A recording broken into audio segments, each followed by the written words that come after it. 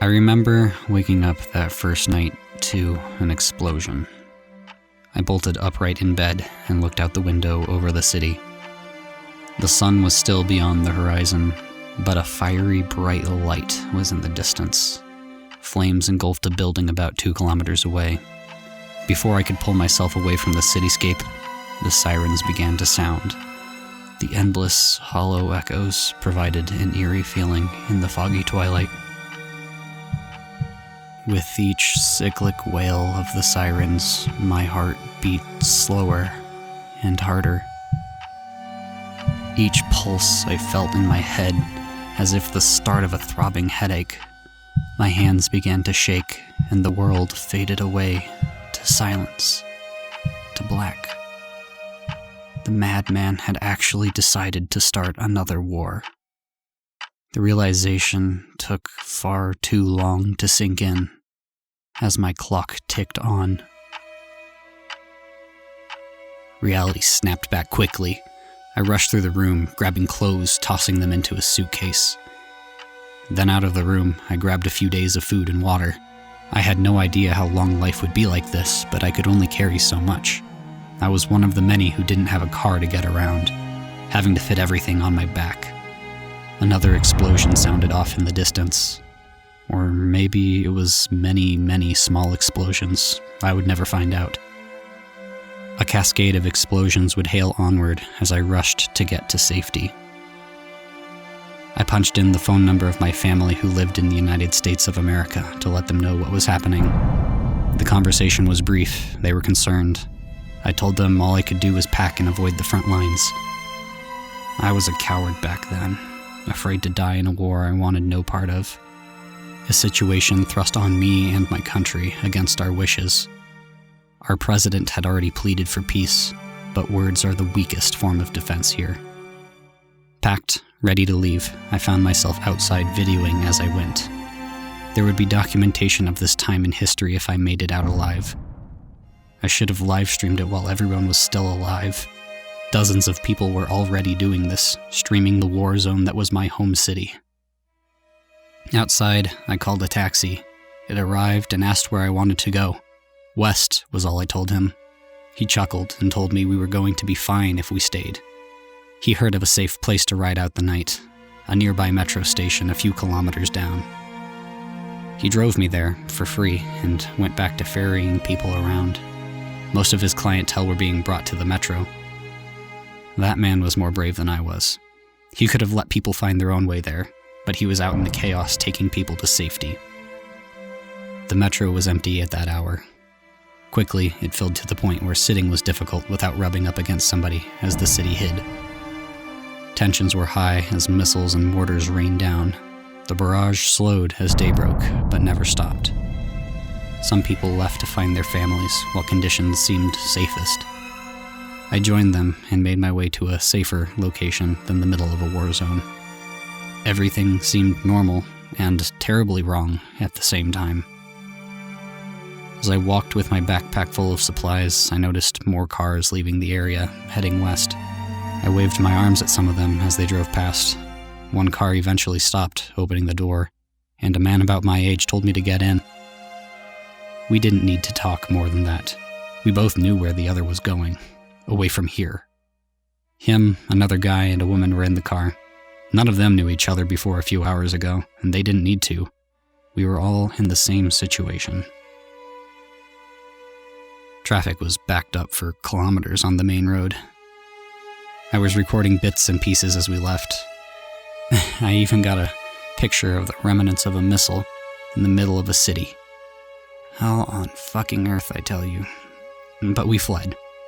News stations followed the story, carried more graphic content than usual. A woman barely survived a strike on a building she was in. A plane was shot down, killing 5.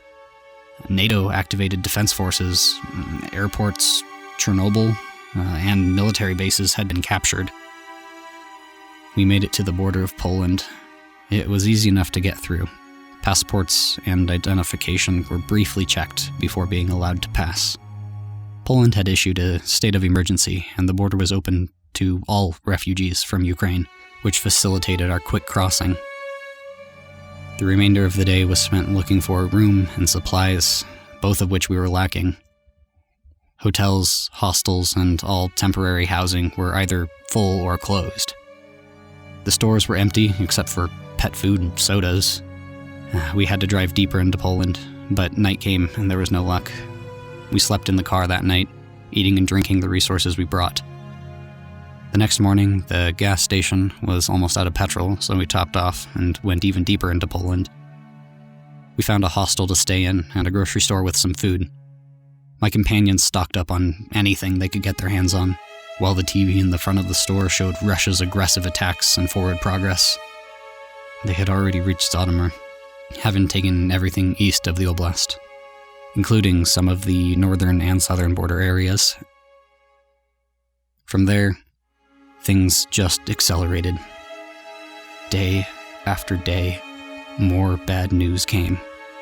NATO and the UN stood by, waiting, letting the horrors of war take my country. Belarus was actively supporting the effort. Thousands of citizens had been killed. All of Ukraine was taken. The part that shocked everyone was when Estonia, Latvia, and Lithuania were attacked by Belarus, and Russia had moved into Moldova and Romania. There were even whispers of a coming attack on Poland. The mad ruler's lust for power was not quenched with Ukraine. He wanted more. These actions, however, crossed a line, and NATO was formally activated to the offensive. The small town we were in was slowly growing with the military. Overnight, the town doubled in size with the quantity of personnel marching through. British, Polish, French, Turkish, German, American soldiers passed by, moving as one to the front lines. My previous companions had already fled, leaving me behind.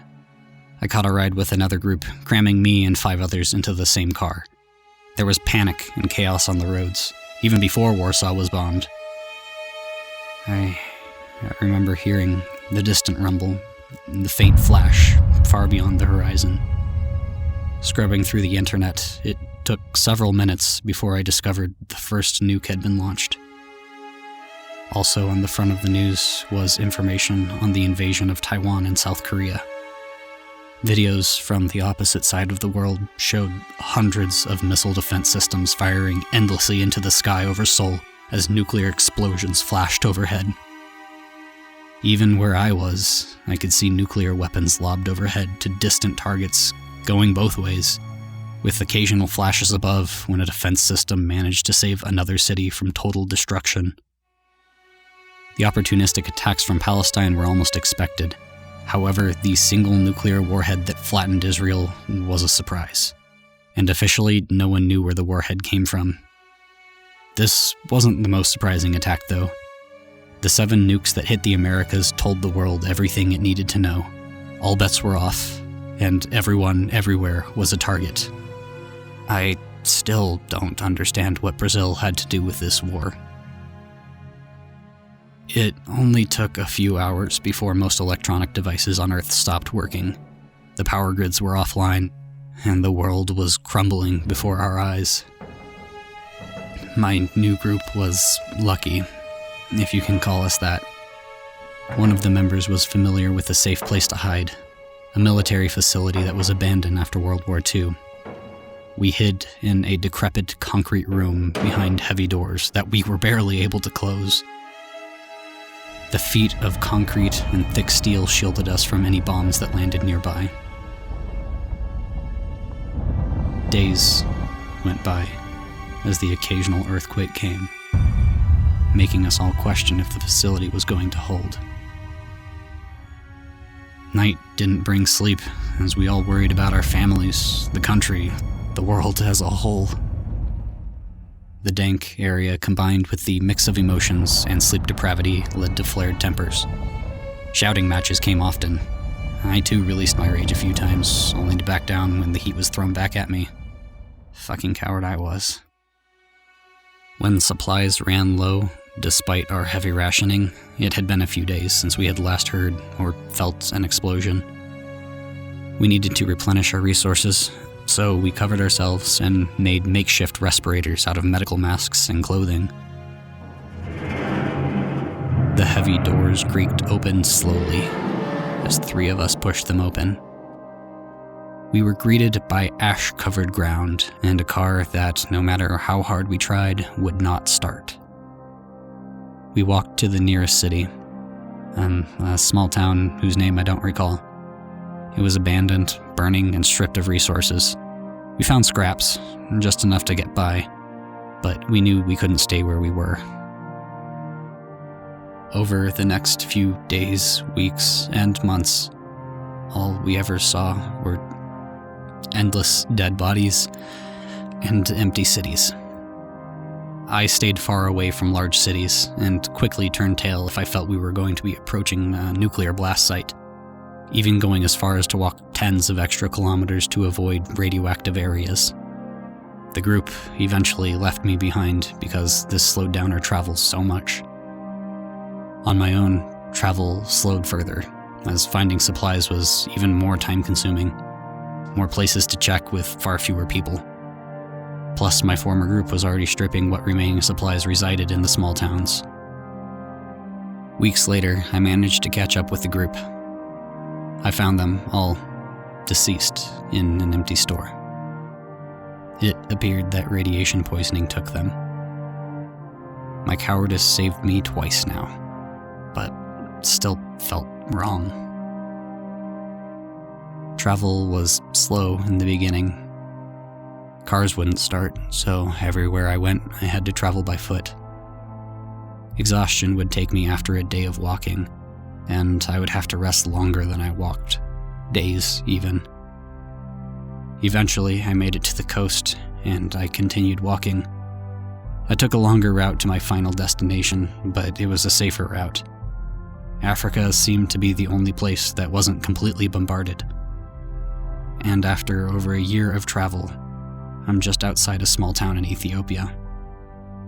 I have been building up the courage to take this leap for far too long.